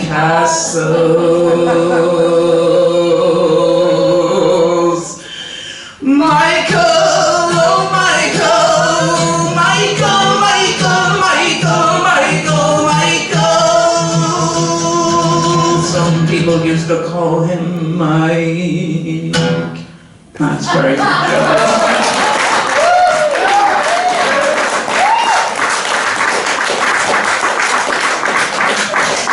For the record, that's the very best version we've ever done of that. We're recording that tomorrow. Right, what am I doing? One more? Alright.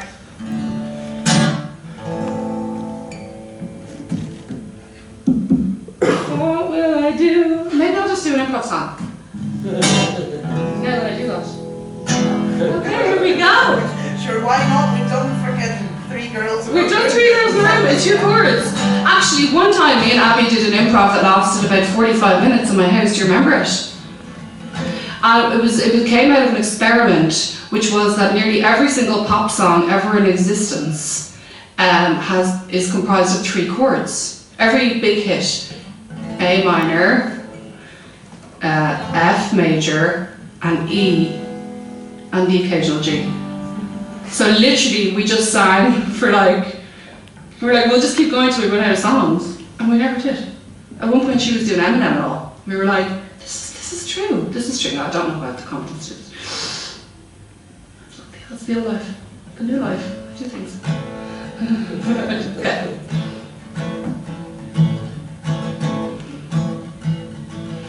This is the improv song, I've no idea what way it will go, but we're gonna go anyway. Oh, we're gonna go anyway. And if you find something in your mind that you want to sing along and you want to shout it out really loud, do it anyway. Cause one day you won't even fucking be here, and you'll be sad you didn't do it when you should have done it, but you didn't do it cause you were living in fear, and you were one of those people said, I don't do things like that. So you never did it, no, and you never knew what it would feel like if you did it, but you didn't do it cause you were the type of person that said you don't do it, so you didn't do it. No, you didn't fucking do it. Oh, I'm doing it now. Look at me now, standing here making it up, prepared to face plant any moment. Face plant the face off myself. Face plant the face off myself. I face plant the face off myself. Face plant the face off myself. Cause it's better than living in fear. And if you want me to face plant you, I'll bring you over at 2:15, and I'll face plant you, and you can face plant me, and we can jump around and be really fucking free, yeah. Oh, we're so free now. All the people that aren't free fucking hate us, and they secretly judge the fuck out of us, and we don't care, cause we've got love in our hair, and we've got eyes of steel and blue and green, and we're on the beach.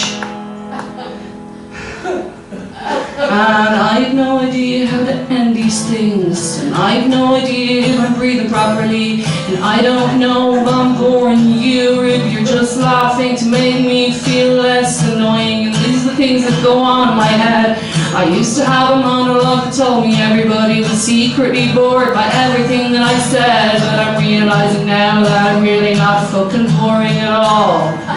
I'm not boring at all. Can you believe that I said to my counsellor on Monday, I actually feel like I'm boring you with what you're telling me. She's like, I'm your counsellor. I'm literally supposed to be listening to everything. And I was like, oh my God, this has got to stop.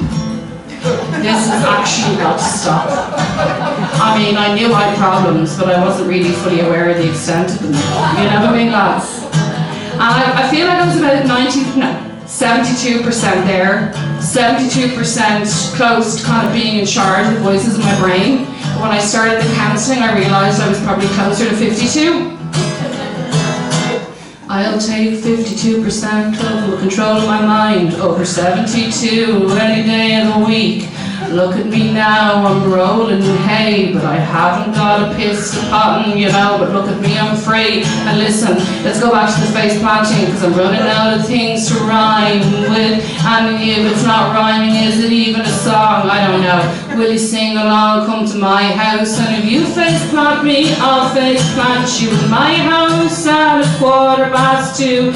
We can jump around and be really free. Can somebody tell me how to end this song? Anybody breakout chorus? Bit of flute? Huh? The parrot and Celine. Okay, this is the outro. We'll do it with a key change. I'm gonna parrot flames. No.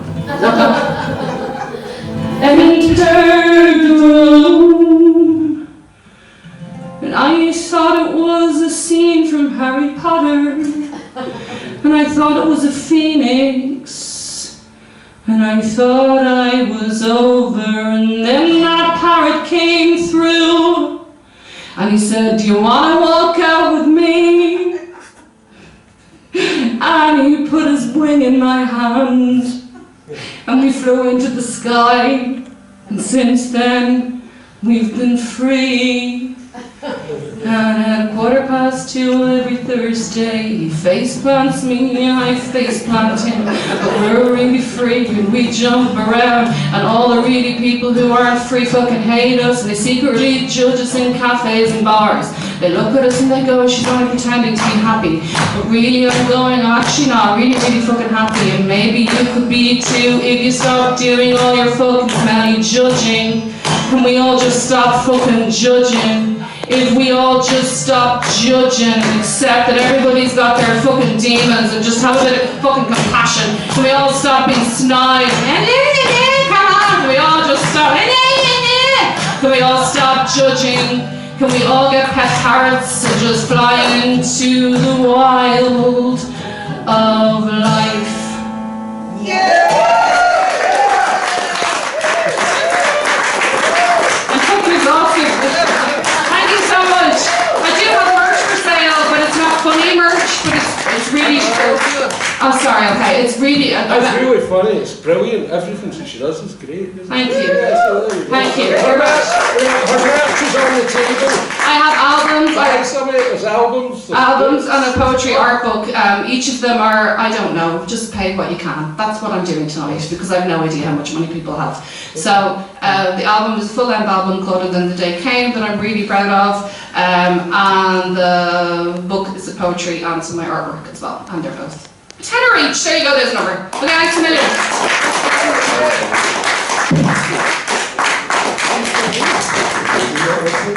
Oh, wasn't that wonderful? You see that again? Anyway, yes, like Birdwoman, Kelly Marie Reynolds says, on the table there is merch. Buy something on your way out. As for the Dead Thatchers and Afro-Punk Collective CD that features some of my work on it with music and 10 other punk tracks, some of you might like that, you can have one of them. But if you take one of them, I want you to promise me that you give a decent amount of money according to your level of what you can afford to give to your local food bank. So take one of them. There's only a few there.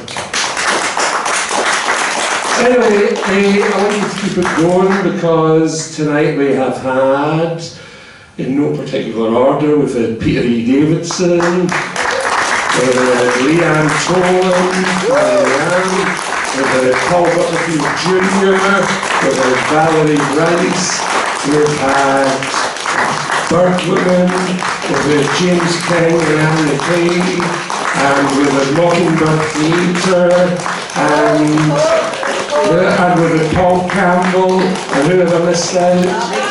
And Abby got up and joined, and improvised like mad. And Ritchie, of course, all the way over from London. Ritchie, Beacham-Paterson. And thank you very much. Thank you for coming along. If you enjoyed it, tell your friends, because the next one is coming along on June the 17th. There'll be a couple more people coming from different places, which is part of the whole Celine Salon vibe. Eventually some people from here will go across to some of the ones there.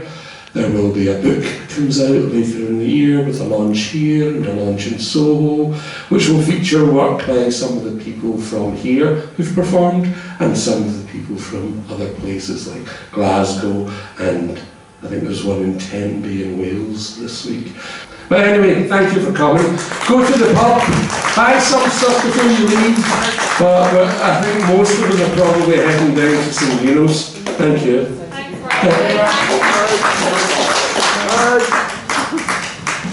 And thank you to Darren for filming it all. That will be going up on the